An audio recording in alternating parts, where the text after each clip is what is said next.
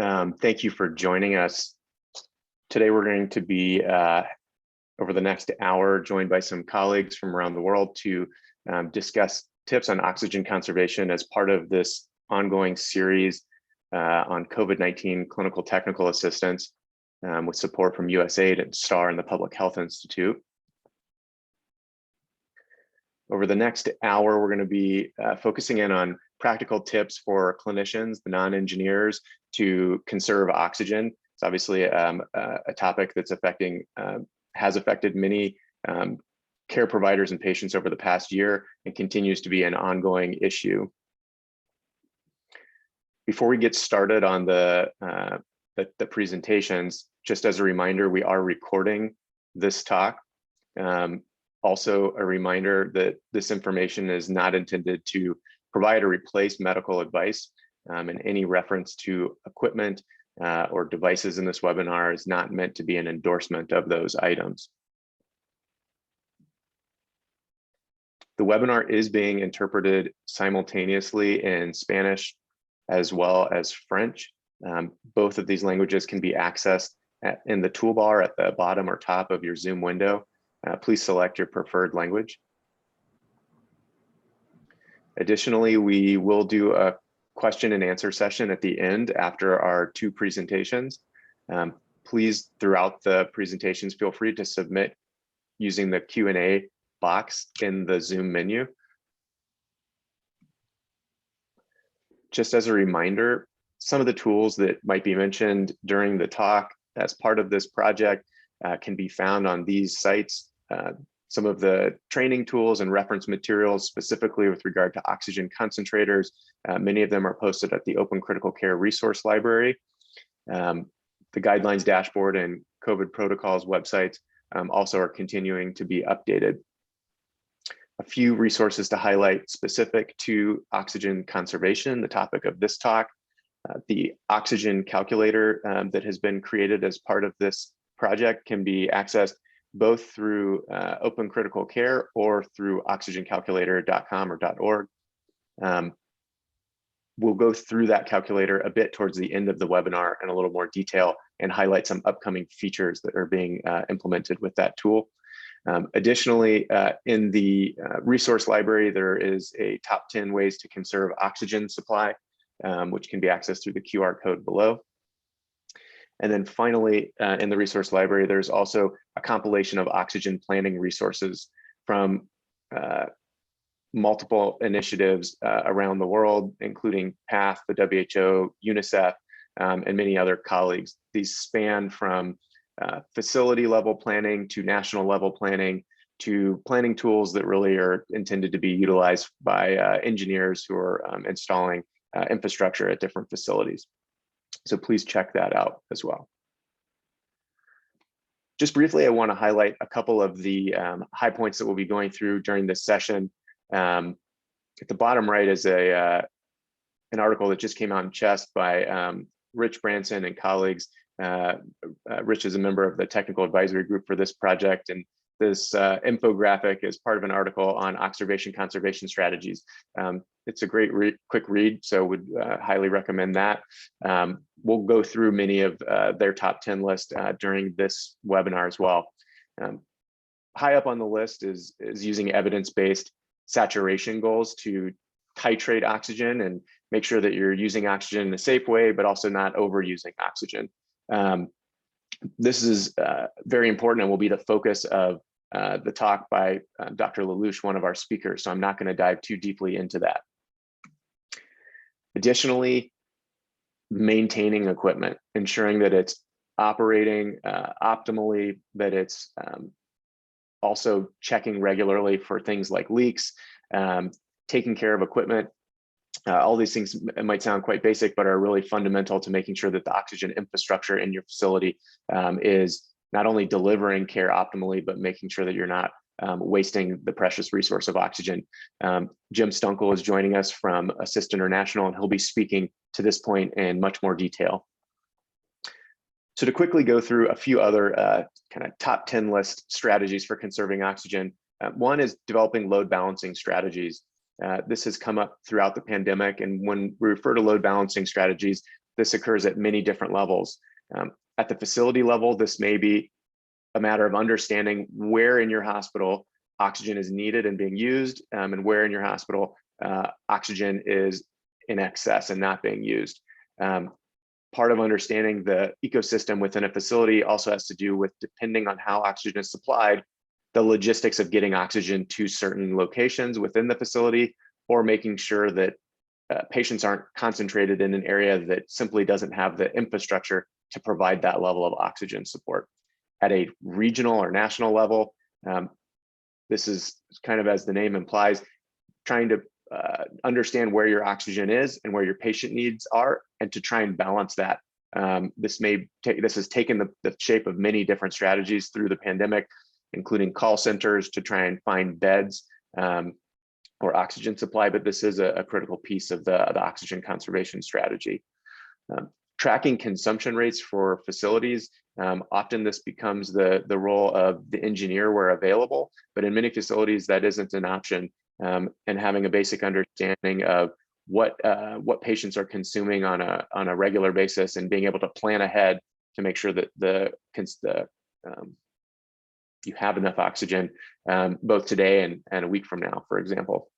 Part of that includes knowing what the consumption rates are for different devices. In some cases, devices that haven't previously been used in that facility may be deployed with relatively limited understanding or misunderstanding of how oxygen is consumed by those devices.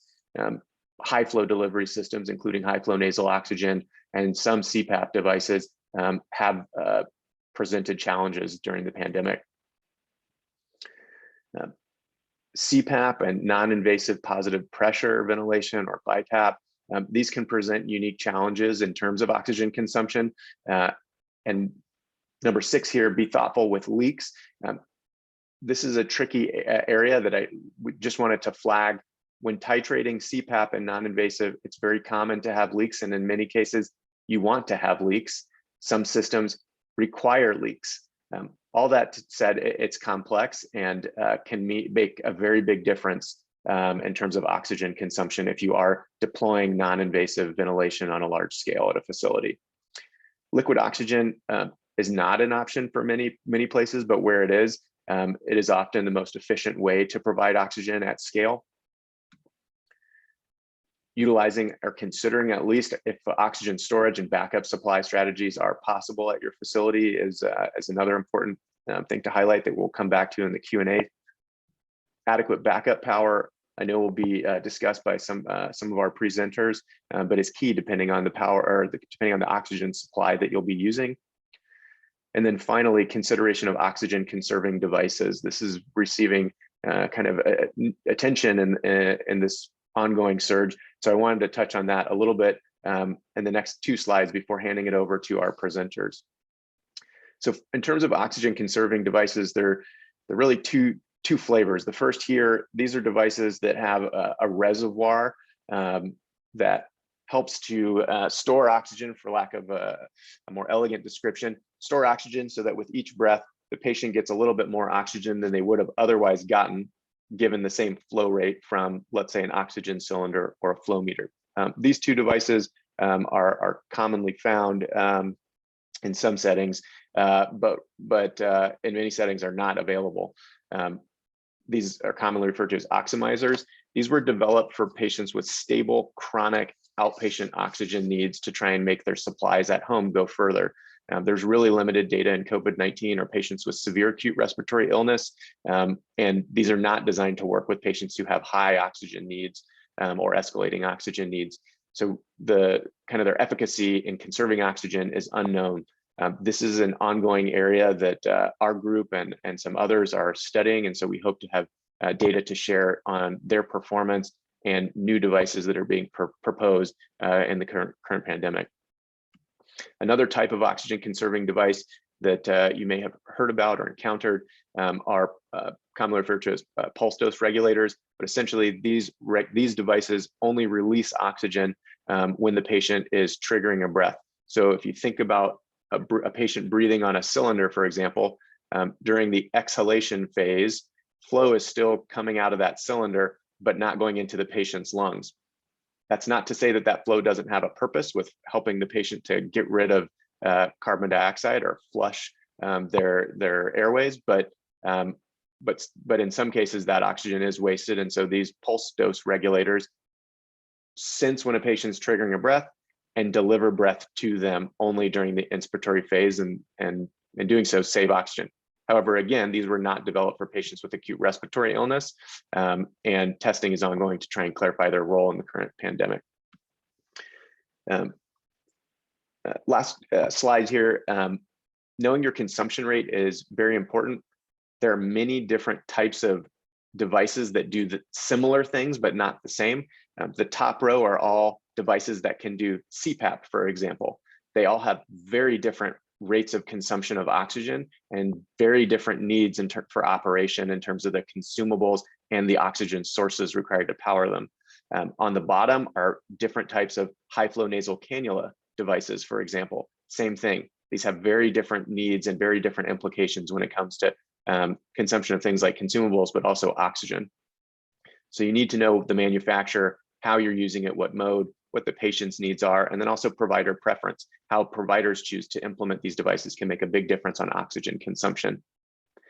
So without further ado, we're going to be going into here two talks from two of our colleagues, and then we'll have a Q&A panel. And again, welcome your questions via the chat window. The first talk that we're going to be hearing from is from Dr. Francois Lelouch.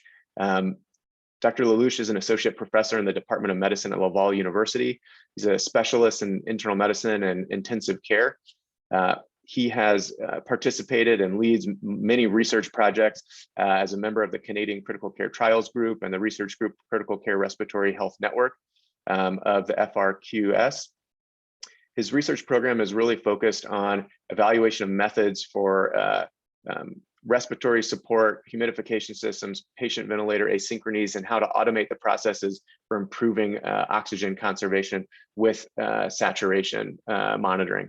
So without further ado, I will hand over my screen over to Dr. Lelouch for his presentation. Well, thank you, Michael. I will share my screen right now. So do you see my screen? Do you hear me? Yes, thanks, Dr. Lelouch. Okay. So thank you for the invitation. I will discuss with you the impact of oxygenation goal, SPO2 goal, on oxygen consumption. And my main message will be on this slide. So we should use as much as possible oximetry to titrate oxygen. And the second message will be that we should avoid over utilization of oxygen. We know that too much oxygen will not benefit to patient, and we have a lot of data on this.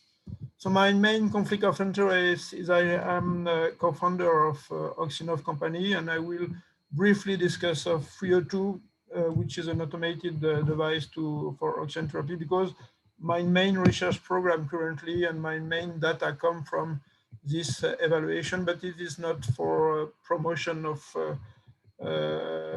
this device that clearly is not appropriate for all countries. I'm aware of that. So the recommendation for oxygen therapy in patients with chronic respiratory disease, COPD patient, and there is a lot of data on this specific population of COPD patient, and a lot of physiological data. The first description were made in 1949, and 10 years ago, Michael Austin showed that hyperoxia in ambulance, so for very short-term utilization, less than 1 hour, could increase mortality when it was high oxygen flow in comparison with titrated oxygen to have 88 to 92 of pulse oximetry. So the guidelines And these are the guidelines of the British Thoracic Society, but I think this is the guidelines in all countries, is really to stay in a narrow target between 88 and 92% of SpO2. And it's clear, we all know that the main objective of oxygen therapy is to avoid hypoxemia, and this is the main goal, but the other goal is also to avoid hyperoxemia. We know it increases mortality and it's not necessary for patients, and especially when we have shortage of oxygen.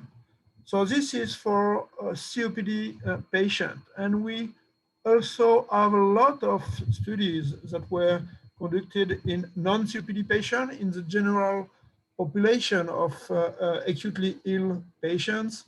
And this meta-analysis, which was published 3 years ago in 25 randomized control study, demonstrated that liberal oxygen delivery could increase the mortality in comparison with conservative oxygen therapy. So again, even in this population, it's not necessary, and it could even be deleterious for patients to have too much oxygen. So now the conservative oxygen therapy is a new standard, but we have to keep in mind that these studies were conducted in high-income countries, and that optimal SpO2, when there is lower monitors, not staff enough, and not oxygen, may not be the same. But in general, we can say that too much oxygen will not benefit to the patients. And 2 recent studies compared conservative low to conservative high oxygen therapy, and they did not show any major difference between these 2 strategies. And you can see here the survival curves that are identical for the 2 strategies. And in both of the studies, the arterial oxygen was lower than 100 in both groups after inclusion, meaning that in both strategies that were evaluated, it was conservative oxygen therapy that was evaluated. So this is really the new standard, and there was no difference between conservative low and conservative high. So it's even possible to reduce the oxygen, and it seems to be safe. So in these studies, and especially in the last study published recently, the objective in the 2 groups was to be in one group at 90 of PaO2, which it's around 97 of SaO2 saturation, arterial saturation of oxygen. And in the low group, it was the objective was 60 of PaO2, which means SaO2 arterial saturation of 91%, and these were equivalent. So there are now some recommendations also for the general population, not only for COPD patients. And for this population, the first recommendation were issued by Australian and New Zealand societies, and the name was Swimming Between the Flags. It's really now very different, because we do not have only a lower limit, but also a high limit of SpO2. And in this recommendation, the objective was to stay between 92 and 96% of SpO2. So the British Thoracic Society provided a slightly different recommendation between 94 and 98% of SpO2. And finally, more recently, based on the study, finally, recently, based on the Lancet meta-analysis, the recommendation were even lower, between 90 and 94% of target SpO2. So finally, the WHO recommendation for oxygen therapy, especially in COVID-19 patients, were to maintain SpO2 above 90% and 92 to 95% for pregnant women. So it's difficult to know where is the truth. What we know is that SpO2 between 90 and 94% is safe, but it's safe when close monitoring is possible, but because again, the main objective is to avoid hypoxemia. And clearly it will reduce the oxygen needs. It's quite obvious if you want more oxygenation in the blood, so you will need more oxygen. The question is by how many you will increase the oxygen needs. And this is what we evaluated recently. So we use this device to evaluate this question. This device is an automated oxygen therapy, which is based on the SpO2 target that is set by the clinician, and the flow rate will adjust automatically every second to maintain the SpO2 target. And there is continuous monitoring of oximetry, which allows this closed loop to operate. And importantly, in this device, we used a non-oximeter in the device. This is important because I will show you that all oximeters are not equal, and there are some slight difference and slight bias between different oximeters. So we used this device to evaluate the impact of the SpO2 target on oxygen consumption. And we included patients in our institution. It's a Heart and Lung institution in Quebec City. And the patient received oxygen with nasal cannula.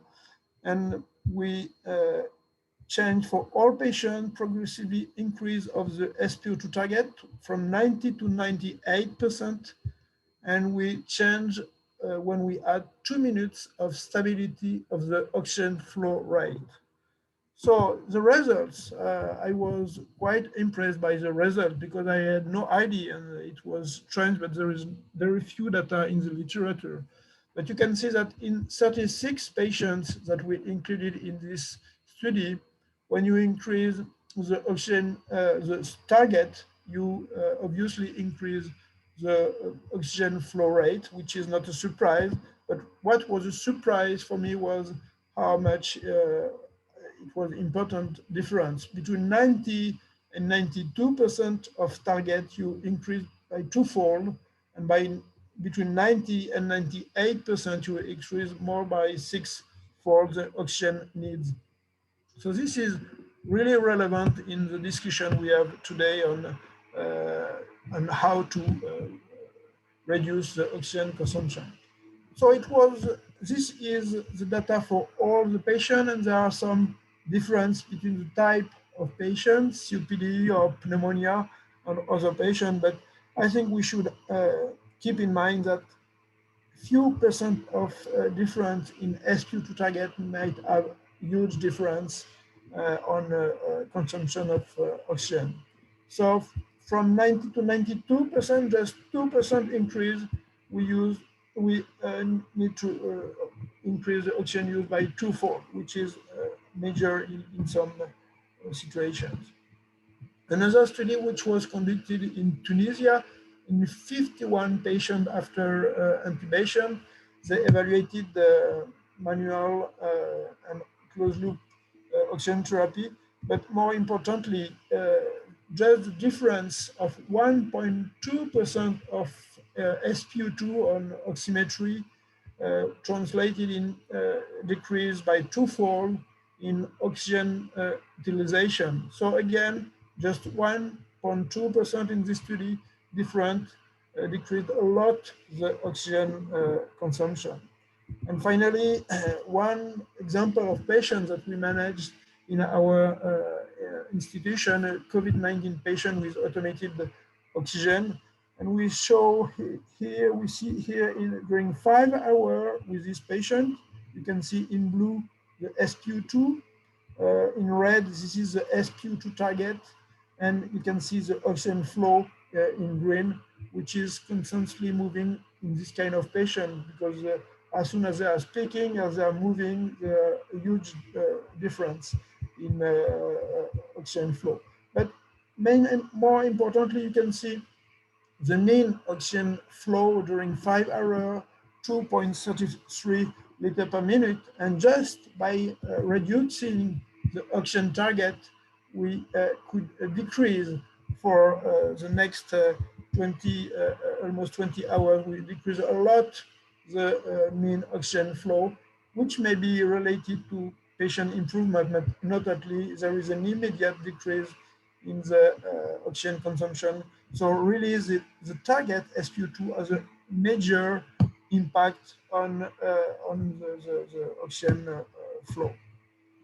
So oximetry obviously is a major aspect of oxygen therapy. And if we want to reduce the flow, we need to titrate the oxygen, and we can titrate the oxygen based on pulse oximetry. So during our program of research, we frequently add this type of problematic, as you can see here. One SpO2 measured by the usual oximeter, and here the SpO2 90% measured by another type of oximeter, the NONA oximeter. And here you can see 5% difference, which is major, but you have to know this aspect that all oximeter will have a specific bias, and this has to be known when you implement monitoring of oxygen therapy. So this was already known from studies conducted in Michael lab with two studies here by Bickler and Feiner in healthy subject, showing that NONA was slightly lower the SaO2, while other oximeters were slightly higher, slightly above the SaO2. So we have really to know and to differentiate the oximeters that are used to really monitor accurately the oxygen flow. And in this Indian studies, it was conducted in patients in ICU. The bias were different, and probably the brand of the oximeter has an impact, but also the skin pigmentation has also an impact. And this has to be taken into account, again, to develop some protocols to monitor oxygen therapy.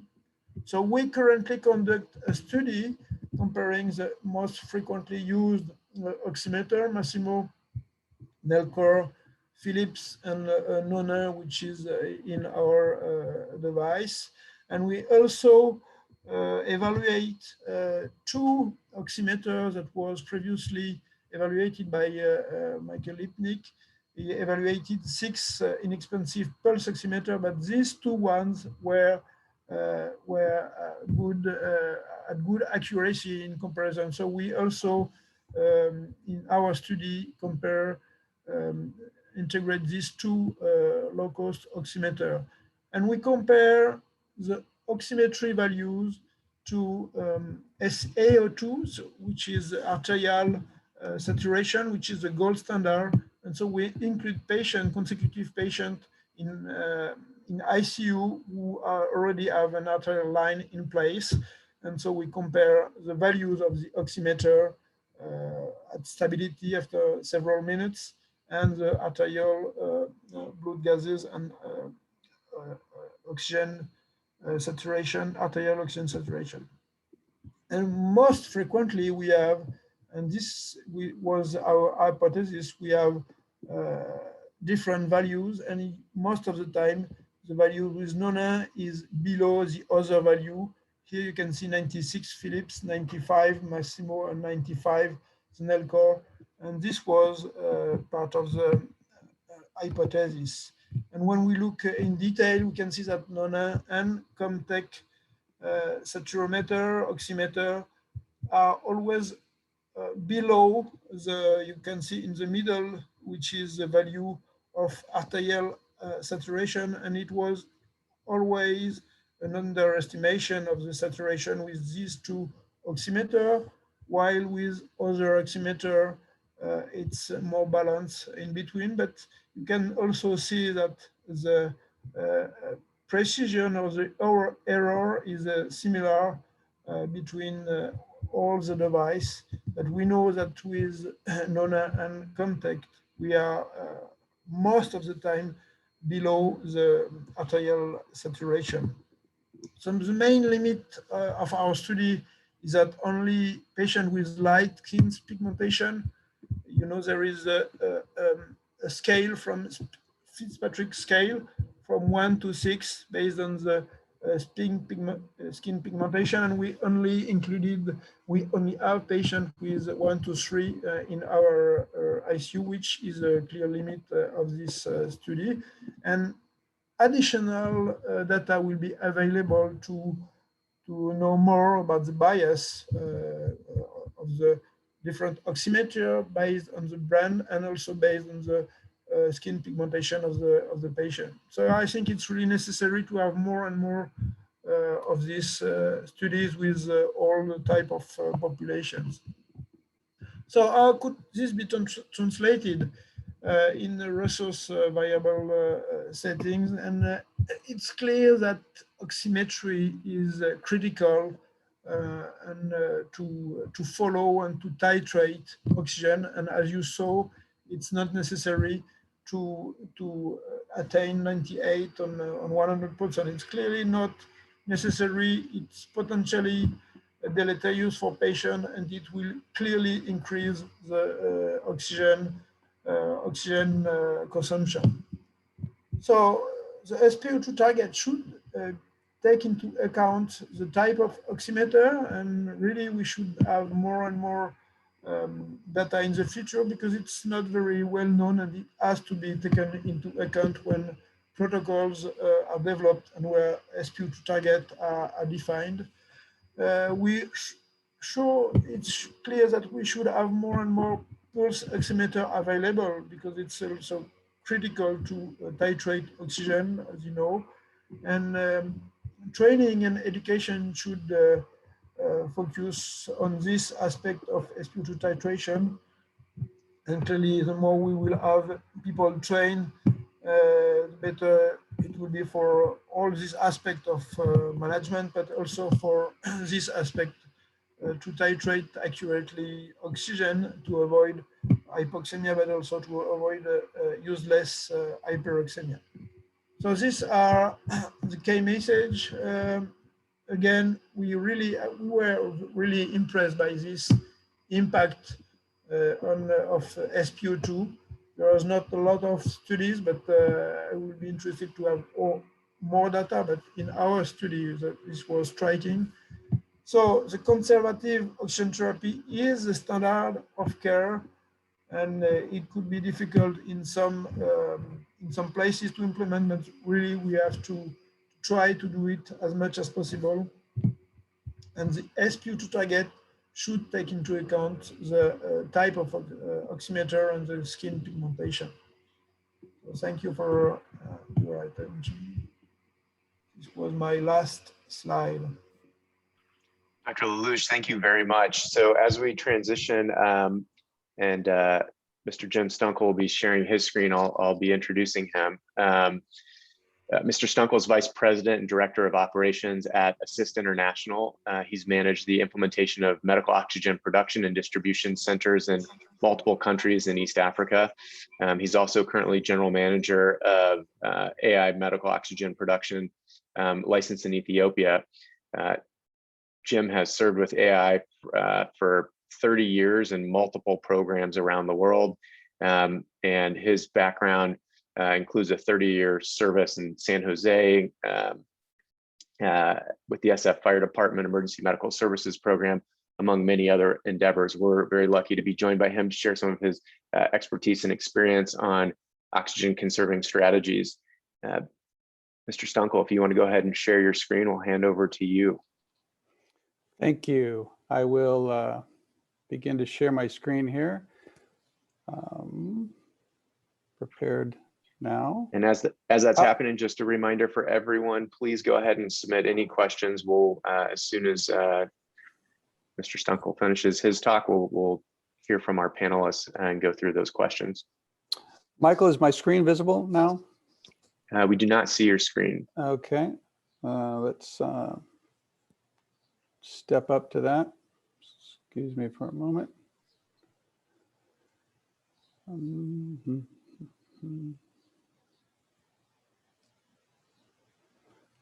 After our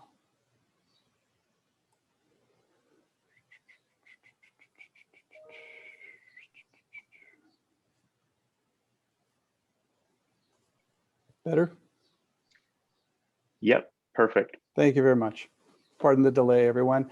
Dr. Michael, thank you very much for inviting me to share here today with Assist International. According to your introduction, is true. We've been quite involved with medical oxygen for a number of years now, providing support for medical oxygen around the world. So let me just stop here for a second. I'm afraid I do have a technical difficulty here.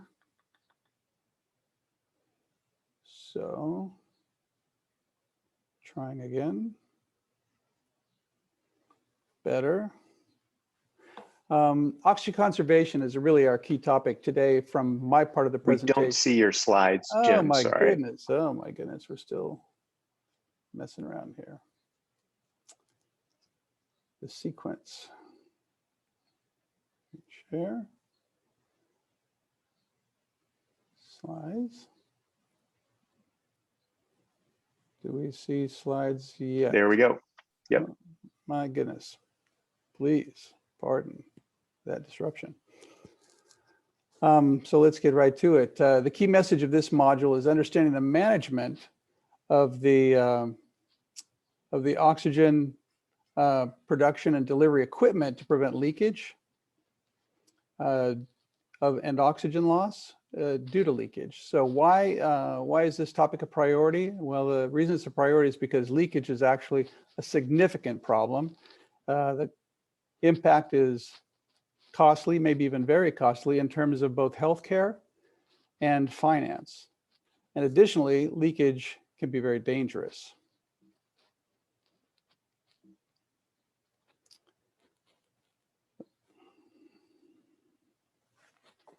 The clinical impact of oxygen loss by leakage can be considered in this way. This is a scenario of oxygen use of one cylinder.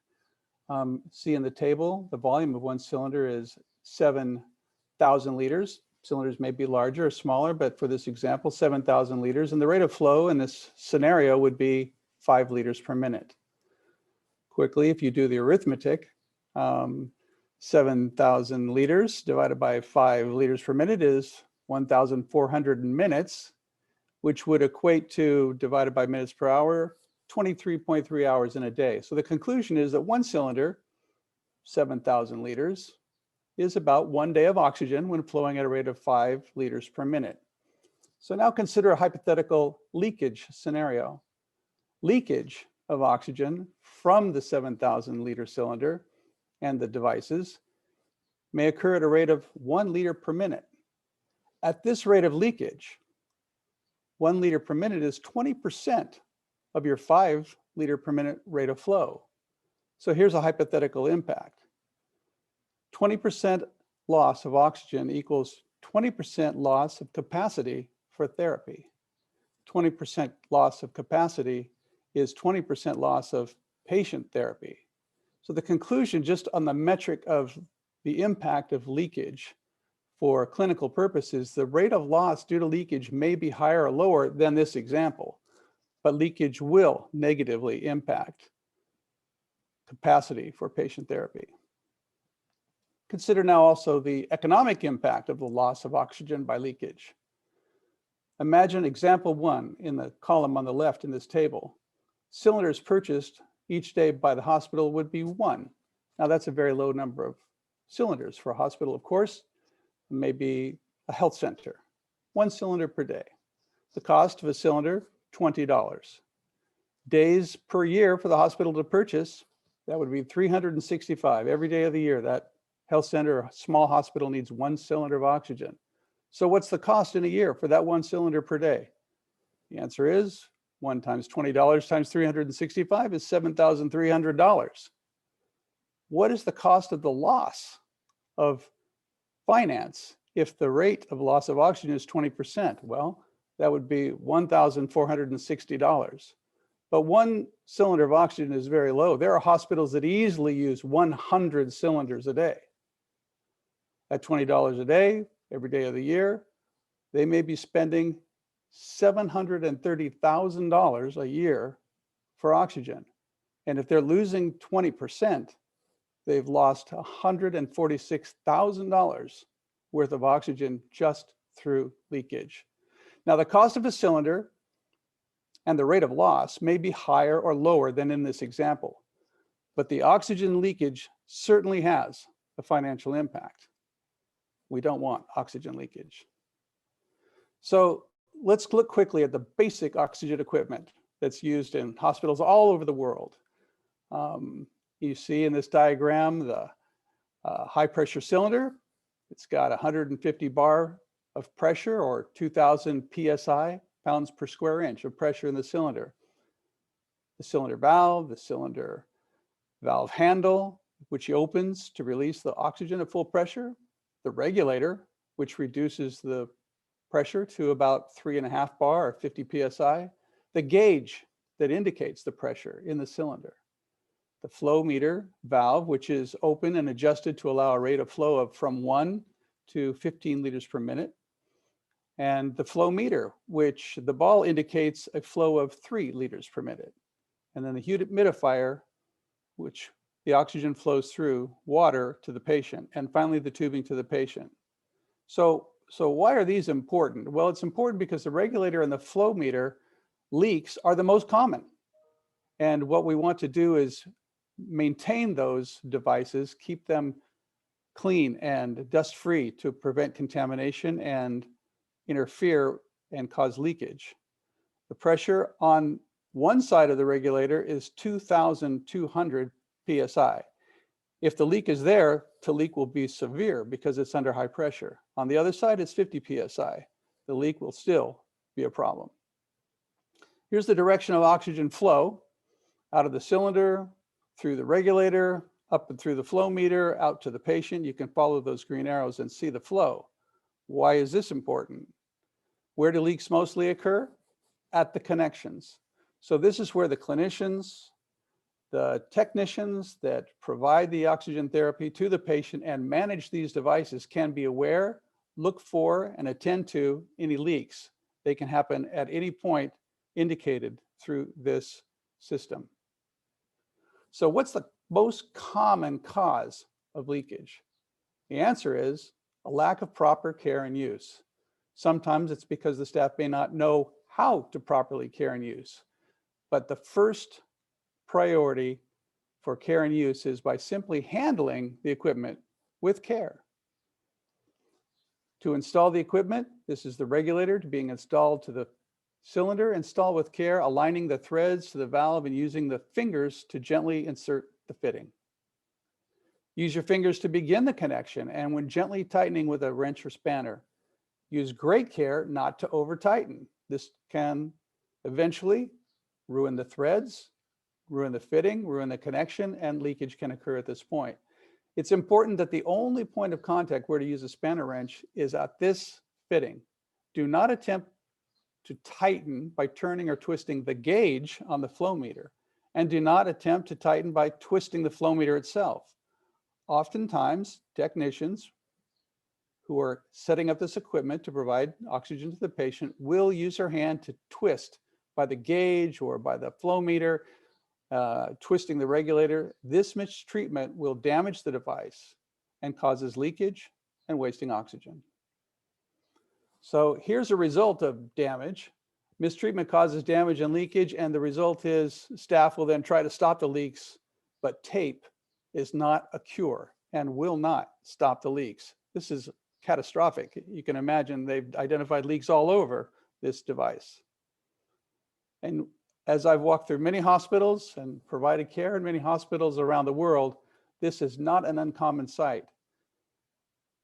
Cylinder and regulator and flow meter from one to the next, taped, bandaged, if you will, to try to provide some stoppage of the leak or at least a reduction of it. It does not work. It's very costly. Poor storage is also an example of mistreatment, but respectful storage prevents damage and leak. This is a drawer that was full of flow meters and regulators, and they just obviously were carelessly tossed in here. You can see why just throwing them in the drawer day after day would just begin to damage the equipment that will result in leaks. So we want to act to inspect the equipment and eliminate oxygen leaks. Leaks in oxygen infrastructure and delivery devices are common.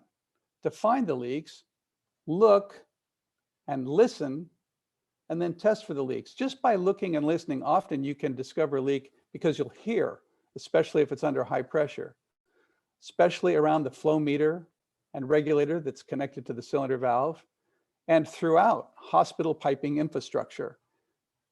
At every connection point, for example, in the manifold that's shown on the right with the cylinders connected delivering oxygen to a central pipe system to the hospital, leaks can take place at any point along that pipeline. Inspect and eliminate oxygen leaks.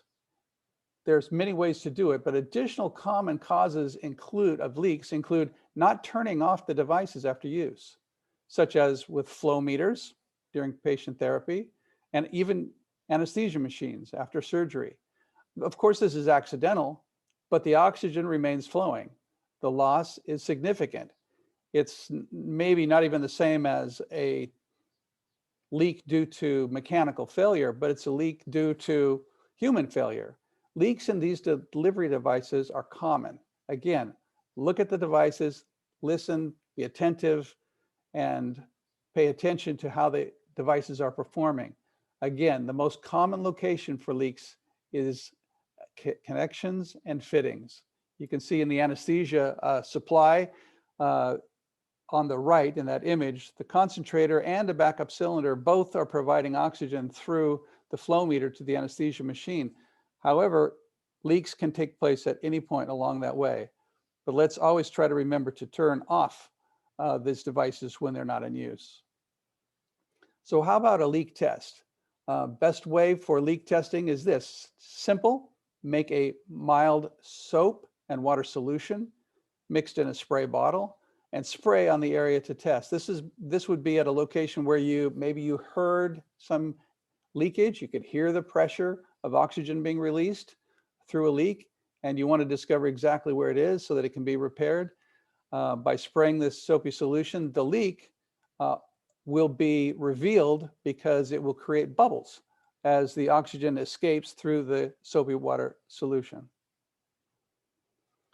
Now, Francois did an outstanding presentation just a moment ago. Good job, Francois, on the proper prescription for oxygen therapy by SpO2 management. But this is another priority for preventing loss during therapy by not properly prescribing. And I've discovered that in many countries, doctors will only give a prescription that says provide oxygen, but they will not direct the rate of flow. And perhaps even pulse oximeters may not even be available to be used. That's a problem by itself. So as hospital leadership looks to being able to properly manage not only oxygen therapy, but oxygen loss and proper prescription, oxygen needs to be monitored with pulse oximeters and then equipment that is in good working condition, regulators, flow meters, even CPAP, so that we can make sure that we do not lose oxygen by overprescribing or failing to monitor or overusing the oxygen when the patient doesn't need it and has recovered to the proper oxygen saturation levels. It's important to provide frequent inspection and countermeasures to avoid cylinder failures, another source of problems which can be avoided by care. A catastrophic cylinder failure is extremely unlikely unless it's subject to a fire or a high impact accident. But if a cylinder is dropped, striking the ground violently in a way to break the valve off, the cylinder would be a missile launched by the force of gas under pressure. Thus, cylinders should be chained, as shown in this image on the left, and capped, as shown in the image in the middle, and transported very carefully. And I know transportation can be a problem. You can see in the image on the right, a very creative method of transporting oxygen cylinders. I noticed from that image, they're also not capped, which makes them at greater risk. And they would have to be carefully managed by the handler at this point. He has a big responsibility because that's a risky, maybe he's compelled to do that, his only method of transport, but it is a risky method of transport. Unstable power supply can cause sudden shutdown and production loss, and it's important to ensure that adequate power and backup generator is to avoid plant downtime.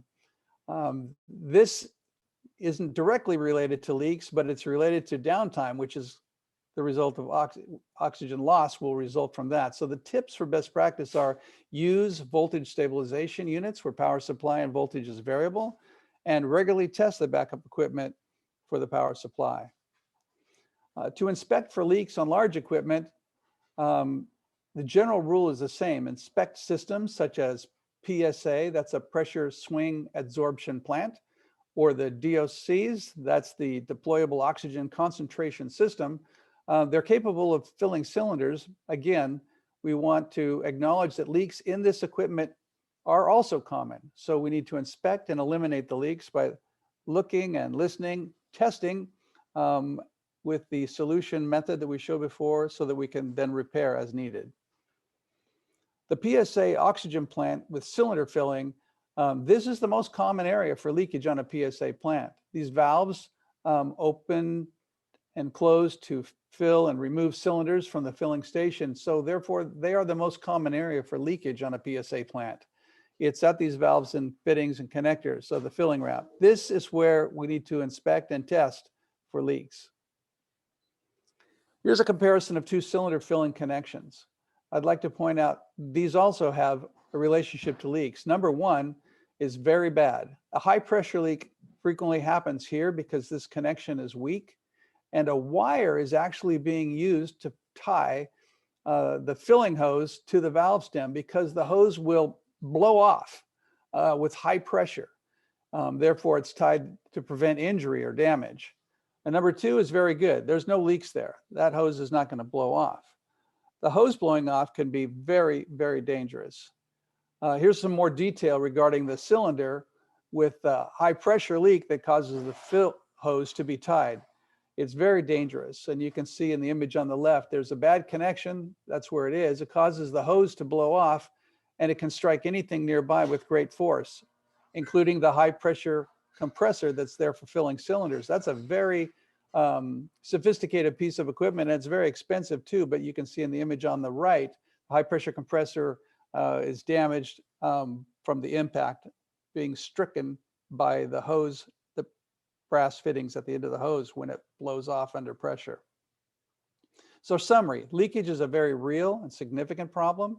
From this presentation, we understand why and how they most commonly occur. We want to be careful about the management of equipment so that we can avoid many leaks, and we understand where to search and test for leaks to repair.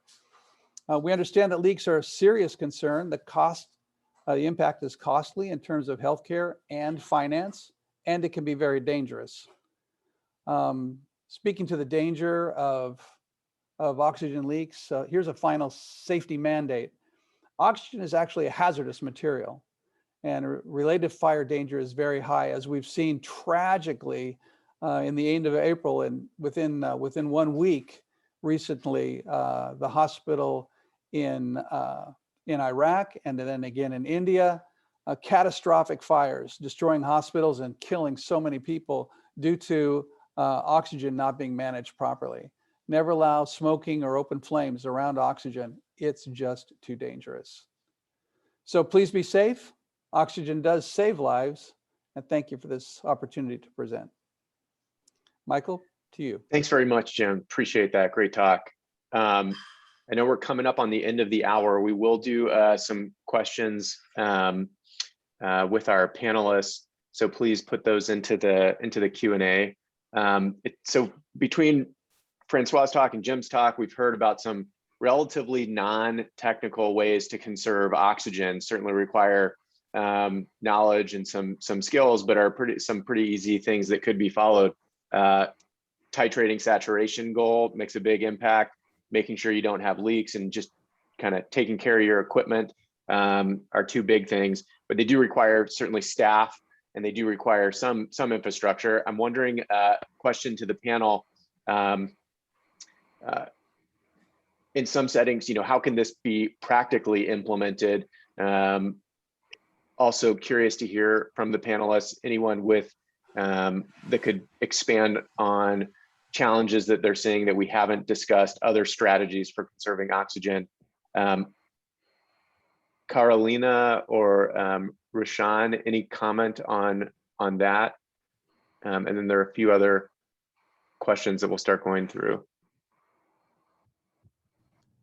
Hello, everyone. Thank you for the opportunity. Well, I live in Honduras, Central America.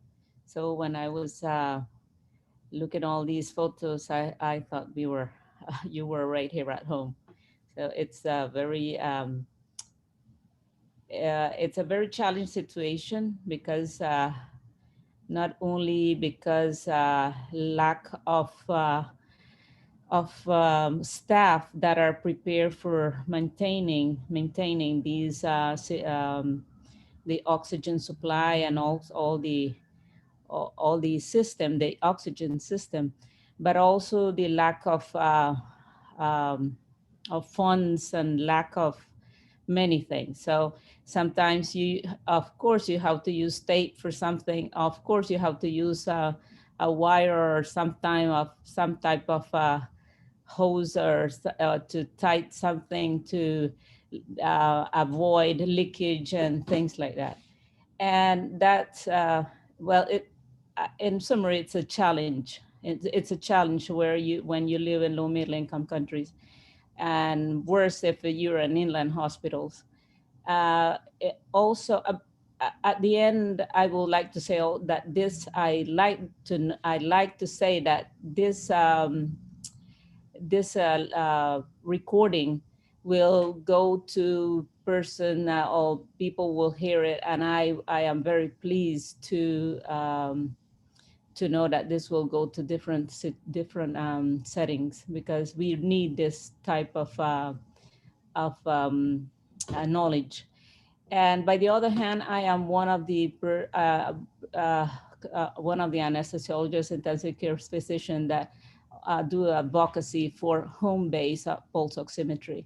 I think that this, especially in this COVID era, we are very aware that a patient, as well as people, learn how to use properly a thermometer or a blood pressure device at home. They will also have to learn how to use a pulse oximetry, especially for avoid hypoxemia, and also, but also to know when to go to clinical settings for more medical assessment. Thank you. Thanks, Dr. Carolina. Rashan, I see do you have a comment?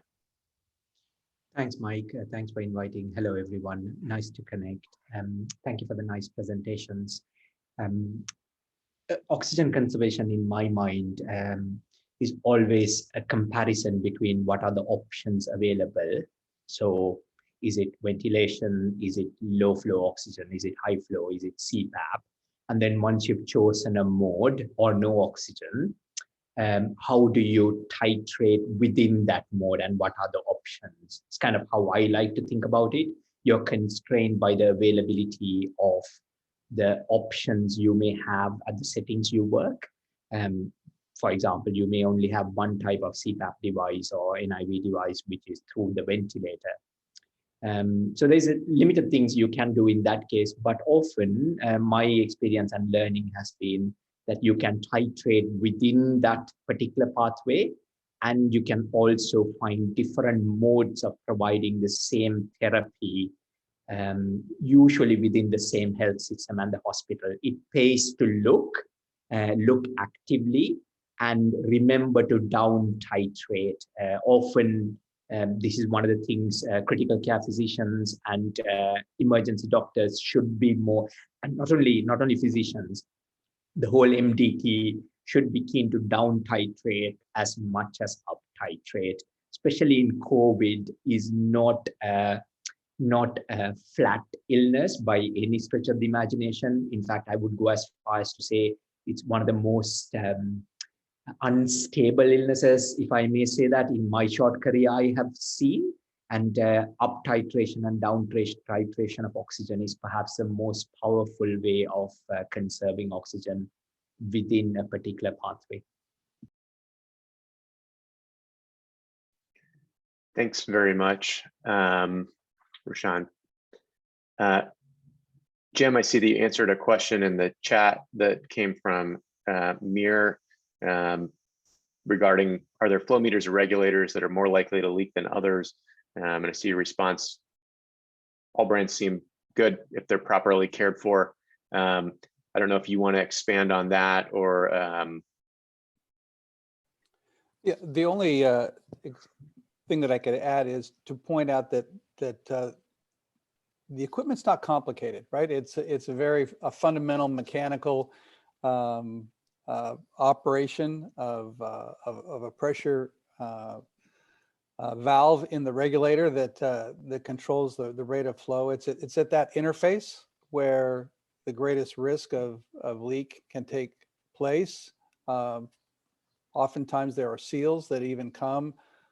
Sometimes I see them tied to the flow meter that's leaking. All they need to do is replace the seal. This is typically not advanced work for a biomedical engineer or a biomedical technician, but simply put, just respectful care of the device will prevent damage and keep it from breaking, and the leaks will be prevented in this way. And that's the most important priority. thanks, Jim. And then one follow-up question has to do with safety with regard to using, excuse me, industrial oxygen supply or industrial oxygen components, regulators, et cetera. Any experience or comment on that from anyone? Jim, I don't know if you want to field that. Yes, I would say that oftentimes there's a good chance that the regulators that may be used in interface with anesthesia machines may be industrial, designed for industry and not particularly designed for the anesthesia machine. And the only risk really there is that there can be a greater opportunity for overuse of oxygen or loss of oxygen. They may be more difficult to manage by the end user. So it just is another alert that greater care needs to be used when using regulators such as that. It's possible to use them and they can work. They may be all that's available, and that's okay. They just need careful management. That is a question that has been coming up frequently, and on the Open Critical Care frequently asked questions page, there will soon be a kind of a full response to that answer that talks about industrial oxygen supplies, but also regulators from welding equipment, et cetera, that are being used commonly. So stay tuned for that. We'll send out an update. If you're not already subscribed to the mailing list for updates on the portal, please do so, and you'll get a notification with that. Well, we have gone past the hour and would like to take a minute just to thank again the panelists, our presenters for taking the time. If there are additional questions on this topic, please reach out to us directly through the opencriticalcare.org portal. Questions can be submitted. There is still live chat. The next one will take place this Friday. The time in your local time zone can be seen at the top of that website, and any additional questions can be fielded then in real time or asynchronously. Thank you again for taking the time to join us here. And thank you to USAID and STAR for supporting this webinar series and our projects. Have a great day, a great night. Be safe. Take care, everyone. Bye. Thanks very much.